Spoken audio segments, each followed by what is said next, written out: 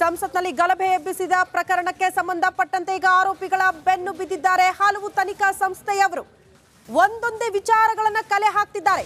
ಮನೋರಂಜನ್ ಮೈಸೂರಿನ ಮೂಲದವನು.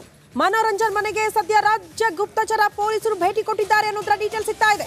ಮನೋರಂಜನ್ ಕುಟುಂಬಸ್ಥರಿಂದ ಮಾಹಿತಿ ಪಡೆದುಕೊಳ್ತಿದ್ದಾರೆ ಪೊಲೀಸರು ಅನ್ನೋದರ ಡೀಟೇಲ್ಸ್ ಸಿಗ್ತಾ ಇರೋದು. ಸುಮಾರು 1 ಗಂಟೆಗೂ ಹೆಚ್ಚು ಕಾಲ ಮನೆಯಲ್ಲೇ ತಪಾಸಣೆ ನಡೆಸಲಾಗಿದೆ ಅನ್ನೋದರ ಡೀಟೇಲ್ಸ್ ಸಿಗ್ತಾ ಇದೆ.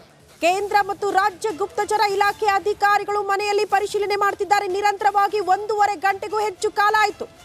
ಮಾಹಿತಿ ಸಂಗ್ರಹಿಸಿ ಕೇಂದ್ರ ಇಲಾಖೆಗೆ ಈ ಮಾಹಿತಿಯನ್ನ ರವಾನೆ ಮಾಡ್ತಾರೆ ಅನ್ನೋದರ ಡೀಟೇಲ್ಸ್ ಇದು.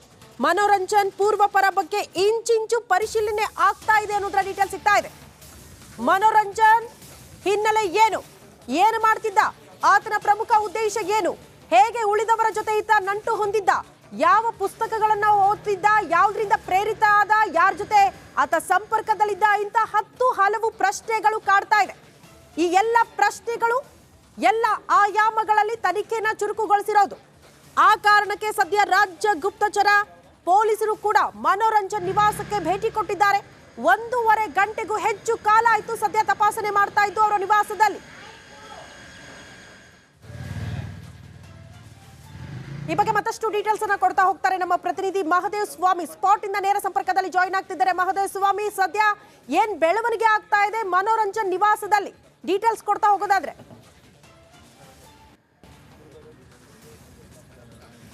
ಶ್ರುತಿ, ಏನಂದರೆ ಈ ಒಂದು ಪ್ರಕರಣಕ್ಕೆ ಸಂಬಂಧಪಟ್ಟಂತೆ ಈಗ ಮನೋರಂಜನ್ ಅವರ ಮನೆಗೆ ಕೇಂದ್ರ ಮತ್ತು ರಾಜ್ಯ ಗುಪ್ತಚರ ಇಲಾಖೆಯ ಅಧಿಕಾರಿಗಳು ಭೇಟಿಯನ್ನು ನೀಡಿ ಪರಿಶೀಲನೆಯನ್ನು ನಡೆಸ್ತಾ ಇರುವಂಥದ್ದು. ಅಂದರೆ ಈಗಾಗಲೇ ಸುಮಾರು 1.5 ಗಂಟೆಗೂ ಹೆಚ್ಚು ಕಾಲ ಅವರ ಮನೆಯಲ್ಲಿ ತಪಾಸಣೆಯನ್ನು ಮಾಡಿದ್ದಾರೆ.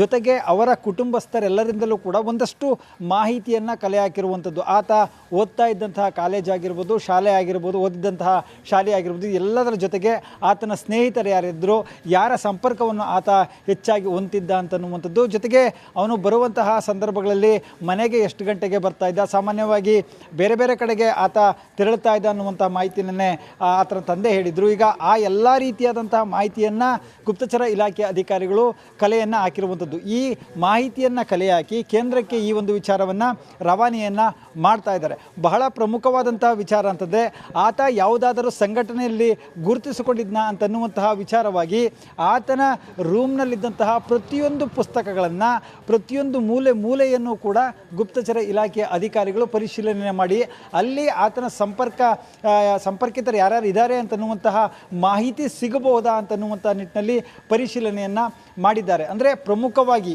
ಈ ರೀತಿಯಾದಂಥ ಕೃತ್ಯವನ್ನು ಮಾಡಲಿಕ್ಕೆ ಕಾರಣ ಏನು, ಆತನ ಹಿಂದಿರತಕ್ಕಂಥ ಒಂದು ತಂಡ ಏನು ಅಂತ, ಆ ತಂಡ ಯಾರೆಲ್ಲ ಸಂಪರ್ಕಿತರಿದ್ದಾರೆ ಅವರ ಮಾಹಿತಿ ಏನಾದರೂ ಆತನ ರೂಮ್ನಲ್ಲಿ ಸಿಗಬಹುದಾ ಅಂತನ್ನುವಂಥ ನಿಟ್ಟಿನಲ್ಲಿ ಸುಮಾರು 1.5 ಗಂಟೆಗಳು ಕೂಡ ಹೆಚ್ಚು ಕಾಲ ತಪಾಸಣೆಯನ್ನು ಮಾಡಿ ಈಗ ತಾನೇ ಪೊಲೀಸರು ಹೊರನಡೆದಿರುವಂಥದ್ದು. ಈಗ ಪೊಲೀಸರ ಪರಿಶೀಲನೆಯನ್ನು ಮಾಡಿ ಸಿಕ್ಕಂತಹ ಮಾಹಿತಿಯನ್ನು ಕೇಂದ್ರಕ್ಕೆ ರವಾನೆ ಮಾಡಿರುವಂಥದ್ದು. ಶ್ರುತಿ.